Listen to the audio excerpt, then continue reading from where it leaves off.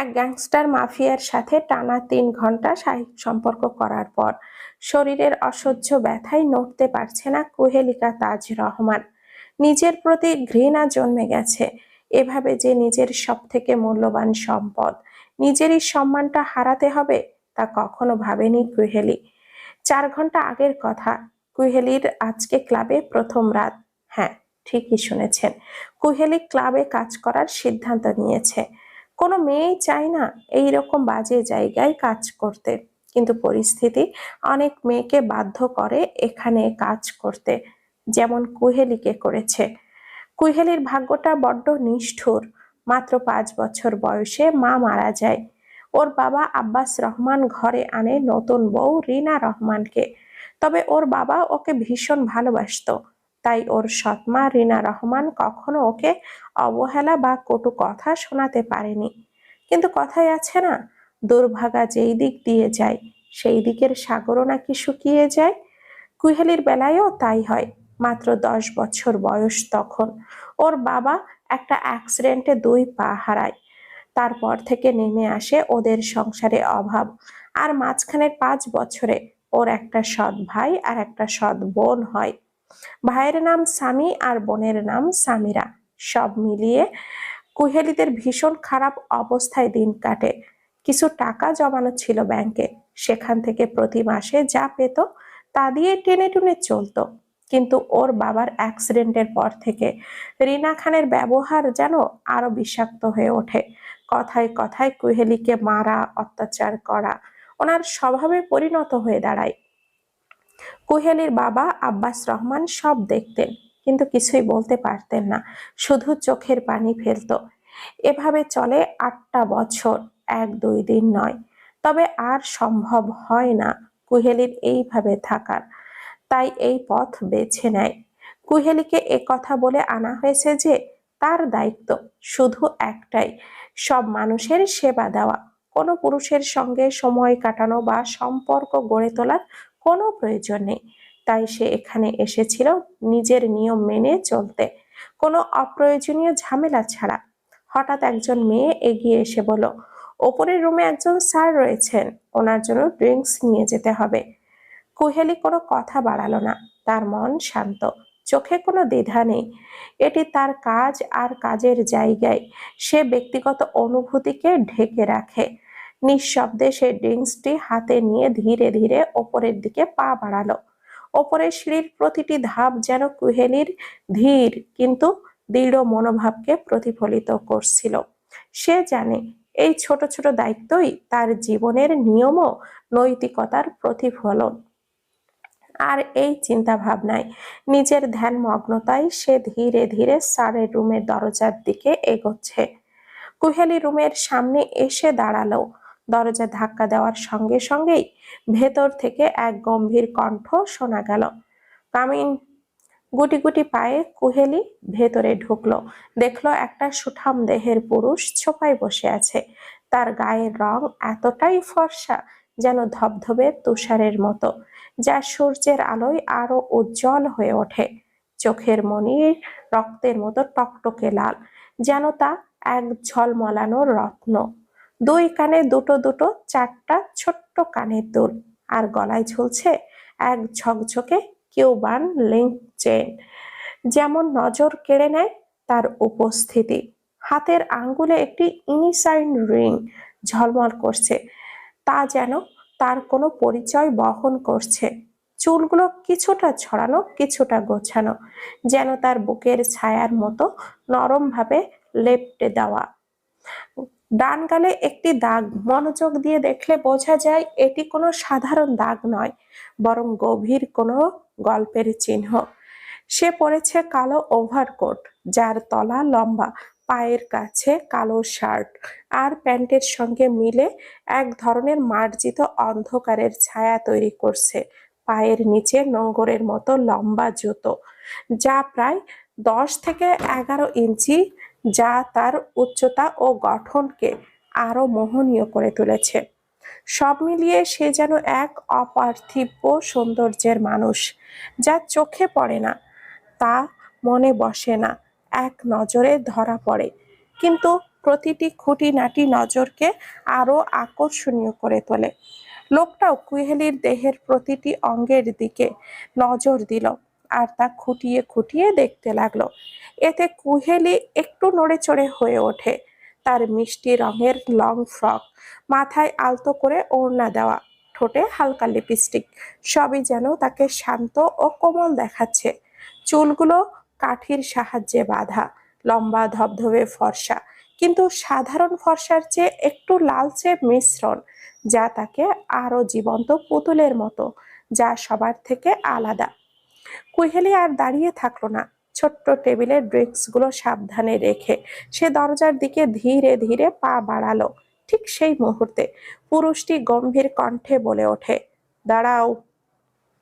কুহেলির বুকের ভেতরে হঠাৎ ধক করে ওঠে, শরীর হালকা কেঁপে ওঠে, কয়েক সেকেন্ডের জন্য যেন স্থবির হয়ে যায়।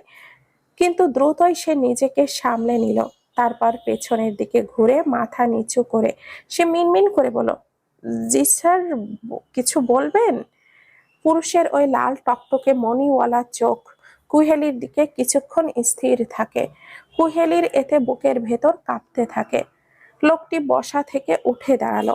তারপর ধীর কিন্তু শক্ত পদক্ষেপে সে কুহেলির দিকে এগোচ্ছে আর গম্ভীর কণ্ঠে বলল, কানাডার বিখ্যাত মাফিয়া কিং এরিক আবরার খানের রুমে ঢুকে তার অনুমতি ছাড়া বেরিয়ে যাচ্ছ? সাহস তো কম না। তুমি জানো মেয়ে, আমার এক কথাতে পুরো কানাডা তোড়পাড় হয়ে যেতে পারে। শেষের কথাটা বলার সময় আবরারের কণ্ঠ একটু জোরে কেঁপে উঠল, একটা তীব্র প্রভাবশালী সুরে। কুহেলির শরীর হালকা কেঁপে উঠল। বুকের ভেতর অচেনা ভয় আর অজানা এক উত্তেজনা একসাথে ঢেউ তুলতে লাগলো। হৃদয়ের ধকধক শব্দ যেন ঘরের নিস্তব্ধতার মধ্যে স্পষ্ট শোনা যাচ্ছিল। কুহেলি কিছু বলতে চাইল, কিন্তু গলা শুকিয়ে গেল, কোনো শব্দ বের হলো না। ঠিক সেই মুহূর্তেই আবরার এক ঝটকায় কুহেলির কাছে এগিয়ে এলো। তার উপস্থিতির তাপ কুহেলির শ্বাসে মিশে গেল। আর কুহেলি কিছু বোঝার আগেই আবরার দৃঢ়ভাবে তার কোমরের পাশে হাত রেখে নিজের কাছে নিয়ে আসলো। দূরত্বটা মিলিয়ে গেল এক নিমিষেই। কুহেলির নিঃশ্বাস যেন থেমে গেল।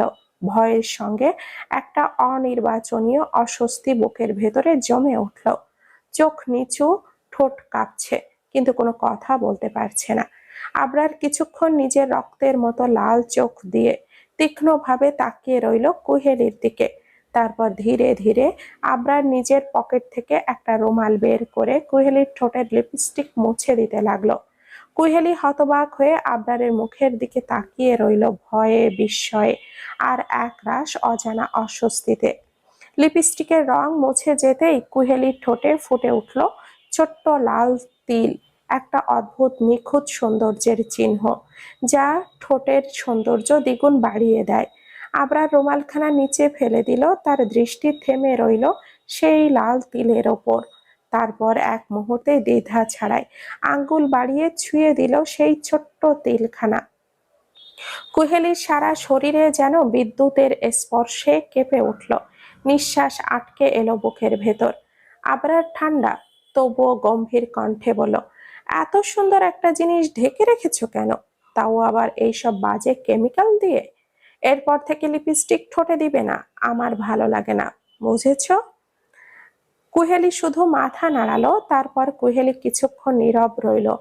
বুকের ভেতরটা কাঁপছিল, কিন্তু এবার সে নিজের ভয়কে শক্ত করে গিলে নিল। হালকা কাঁপা কণ্ঠে বলেই ফেলল, স্যার, আমি এসবের জন্য আসিনি। আমি শুধু সবাইকে সার্ভ করি, এর বাইরে কিছুই না। আপনার জন্য অন্য মেয়ে আসবে, প্লিজ আমাকে যেতে দিন। তার কণ্ঠে বিনীত অনুরোধ, কিন্তু চোখে এক ফোঁটা সাহসের ঝিলিক। আবরার কিছুক্ষণ স্থিরভাবে তাকিয়ে রইল তার মুখের দিকে। তারপর হঠাৎ একরকম রুক্ষ হাসি ছড়িয়ে দিল, যে হাসি পুরো রুমটা কাঁপিয়ে তুলল। কুহেলির বুকের ভেতর শীত নেমে এলো। মনে হলো দেওয়ালের রংটাও যেন ফিকে হয়ে যাচ্ছে।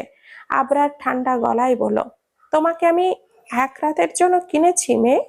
যদি আজকের রাতের জন্য তোমাকে আমার ভালো লাগে, তাহলে আমি তোমাকে সারা জীবনের জন্য কিনে নিব। কোনো ক্লাবের মালিক তোমাকে বলেনি কিছু? কেন বলেনি?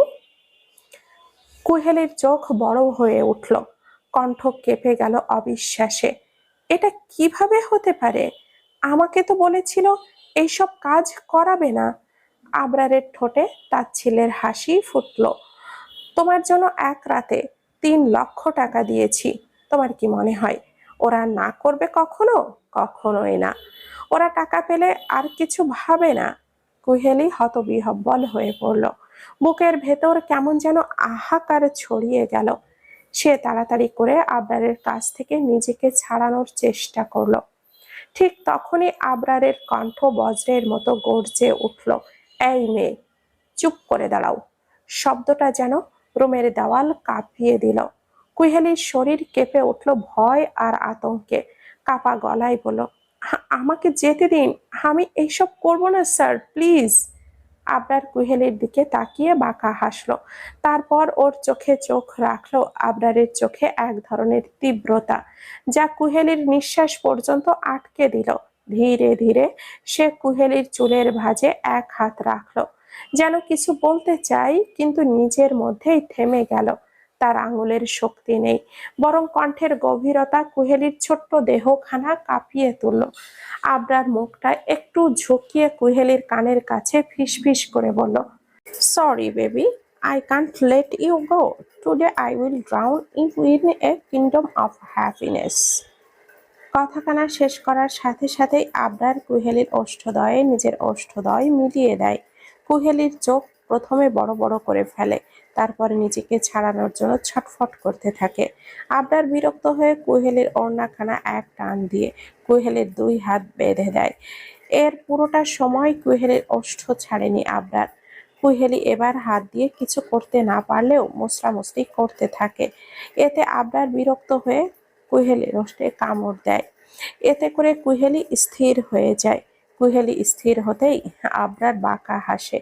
তারপর কুহেলির চুলের ভাঁজে হাত ঢুকিয়ে রক্ত হয় ওর ওষ্ঠদ্বয়ে।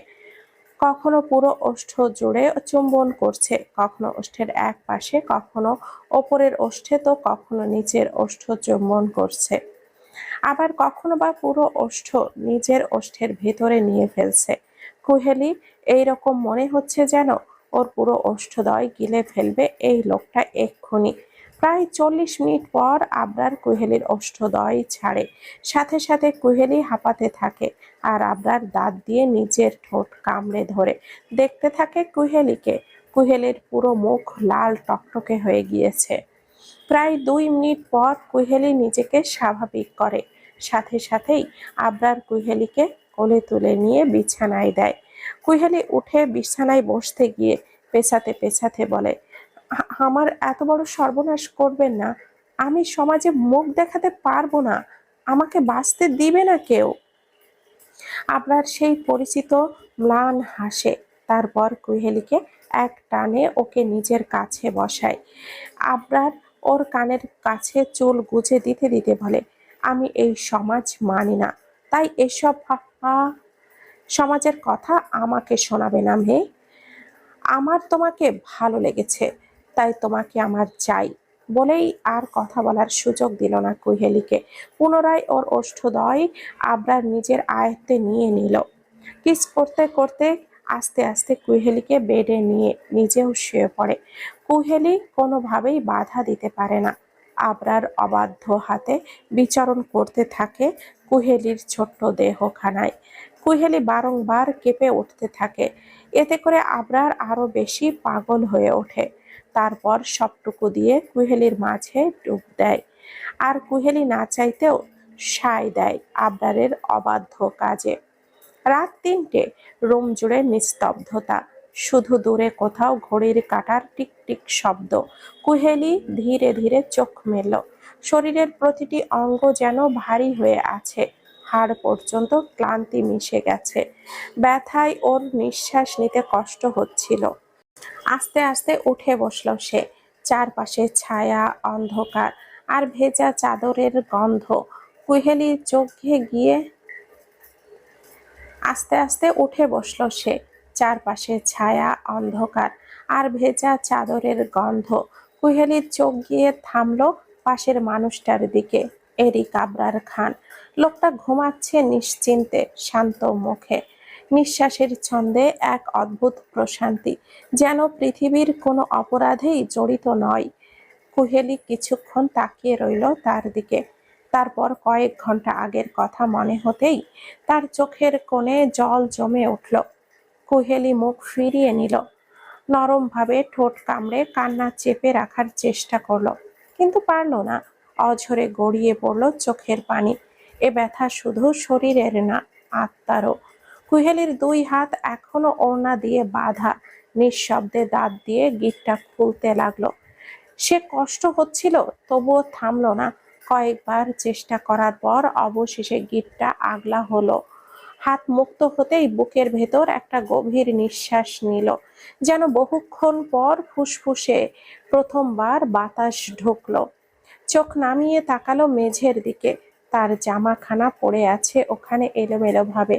শরীরের ব্যথা উপেক্ষা করে ধীরে ধীরে ফ্লোরে নেমে এলো।